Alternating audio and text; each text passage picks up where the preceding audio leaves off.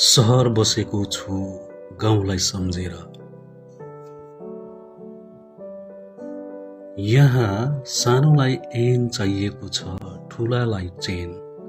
बीचमा बाँच्नेहरूको हरिबिजोग छ। सहरले हाँसेको अनुहारलाई हेरेर भन्छ, कति मुनाफा दिन्छौ मलाई। बुझ्दैन उसको कम्पनीले मुटुमा के बिजिरहेछ। गाउँले रोएको मनहरूलाई स्वागत गरिरहेछ, पिपल डाँडाको चौतारीले पर्खिरहेछ। यहाँ सबै गौतम बुद्ध छन्, तर बेहोराले सबै रावण छन्। मैले कहिले देखिन पूर्णिमामा चन्द्रमाको कालो दाग, जब म एकटक्क हेर्थे आफ्नै घरको बलेसीमा बसेर। दोषी नजर थिएन सायद त्यति बेला। सहरको कुनै सुसज्जित कार्यालयको टेबलमा बसेर जब सम्झौता गरिन्छ नि, तब देख्छु हाँसेर स्वागत गरिरहेका ब्रान्डेड आँखाहरू। मलाई मन पर्दैन उनीहरू, मन परे जस्तै गर्छु।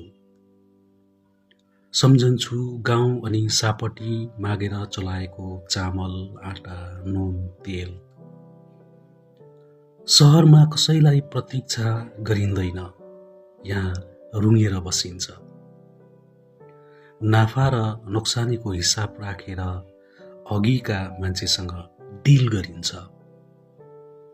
गाउँमा मूल दैलोको साँचो छिमेकीलाई दिएर विश्वास जितिन्छ।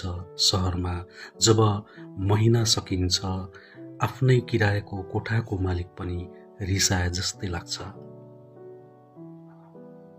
यहाँ आफ्नै आँखा पनि दोषी साबित हुन्छ।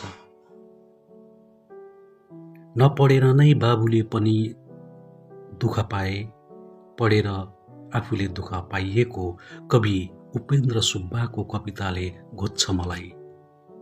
हो त, म पनि सहरमा टाउको नै जोतिरहेछु। सहर अपूर्ण रहेर सम्पन्नता खोजिरहेछ, गाउँ सम्पन्न खोज्न सहर पसिरहेछ। यहाँ सहर र गाउँ एउटै सिक्का हुन्, फरक यति छ, गाउँ दुख्छ मुटुभित्र, सहर पीडा लुकाएर हाँसिरहन्छ।